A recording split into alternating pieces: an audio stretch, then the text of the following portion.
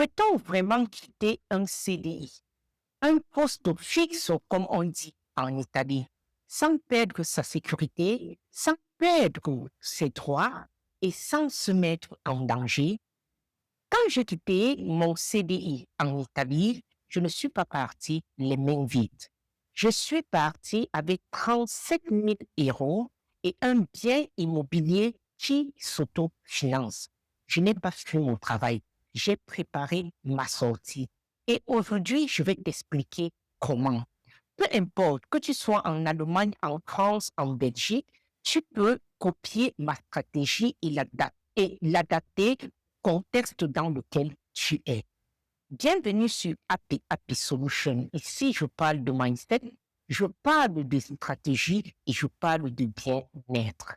Merci d'avoir cliqué sur la vidéo quand tu as reçu la notification. Aujourd'hui, je vais t'expliquer comment j'ai quitté le CDI sans me mettre en danger.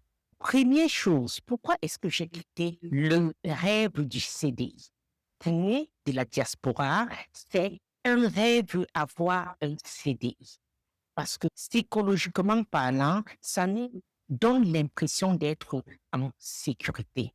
Alors, pourquoi est-ce que je l'ai fait? Sur le papier, tout était parfait.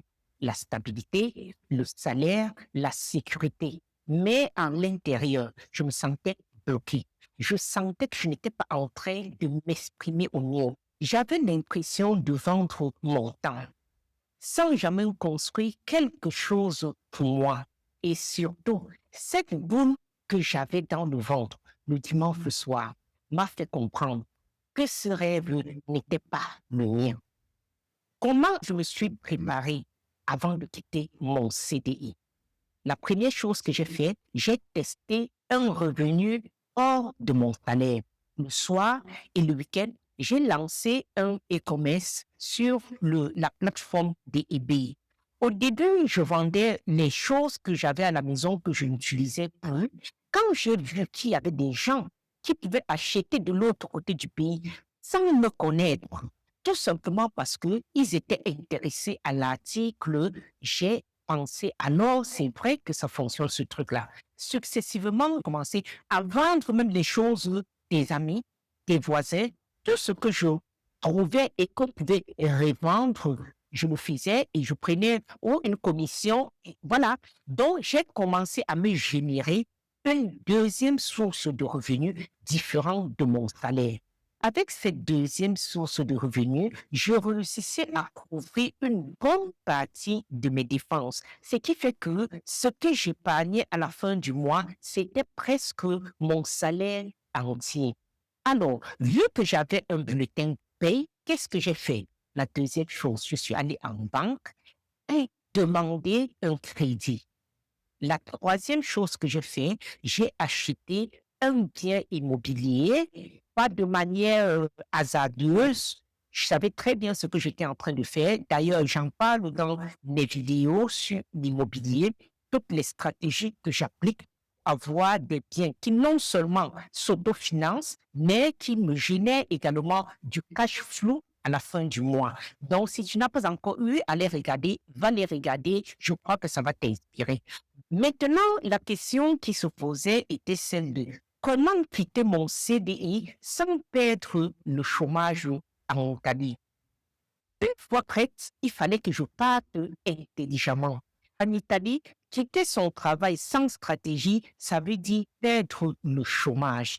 Et il faut tenir compte du fait que en Italie, le chômage, selon ton ancienneté de travail, ça peut arriver jusqu'à 2 ans. Donc, beaucoup d'argent. Et le perdre, pour moi, ça signifiait la catastrophe. Ça veut dire ne pas valoriser les années de CDI que j'avais matchées. Alors, qu'est-ce que j'ai fait? Je suis allé négocier mon départ avec mon patron. Le résultat de cette négociation, c'est que j'ai pu avoir non seulement le TFR, qui est pratiquement l'argent qu'on te donne à la fin de ton rapport de travail, mais j'ai pu également activer la NASPI Anticipata. C'est quoi la NASPI Anticipata? Quand tu vas au chômage, tu as droit jusqu'à 2 ans de chômage payé. Quand tu demandes la NASPI Anticipata, ça veut dire qu'on te donne en une seule solution ces 2 ans de chômage-là. Ceci, c'est possible quand tu as l'intention d'ouvrir ta propre société. OK? C'est ainsi que je me retrouve avec un capital de TFR plus NASPI Anticipata de 37 000 euros.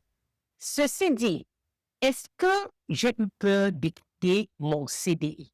Bien entendu, oui, j'ai eu peur. Malgré le fait que je m'étais préparé, malgré le fait que je savais que je devais réussir à avoir ce capital-là, j'avais peur parce que naturellement, je disais, et si jamais ça ne fonctionne pas, si jamais je ne m'en sors pas, qu'est-ce que je ferais?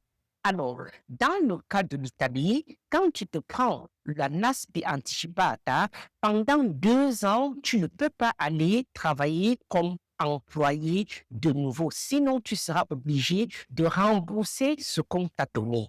OK? Mais je savais en même temps que 37 000 euros, ça pouvait me couvrir mes dépenses pour les 2 ans à venir.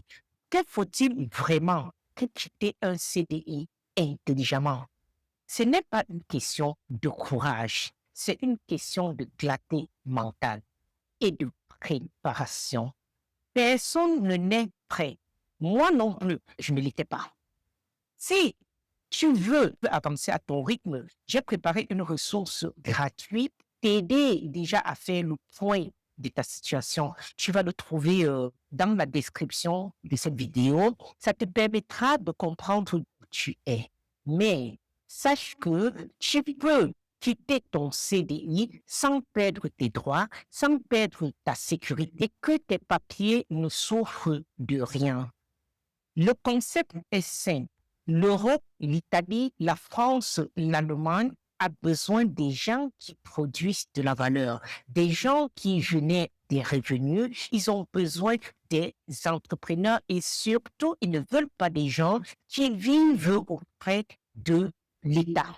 Bon, que ce soit un CDI ou une libre profession, l'important, c'est que tu aies des revenus. Et surtout, tu peux évoluer selon tes critères et aller réaliser la vie de tes rêves, ton rêve d'immigrer. OK? Si la vidéo t'a plu, mets j'aime, abonne-toi, active la cloche de notification. En attendant, si tu as appris quelque chose, passe à l'action.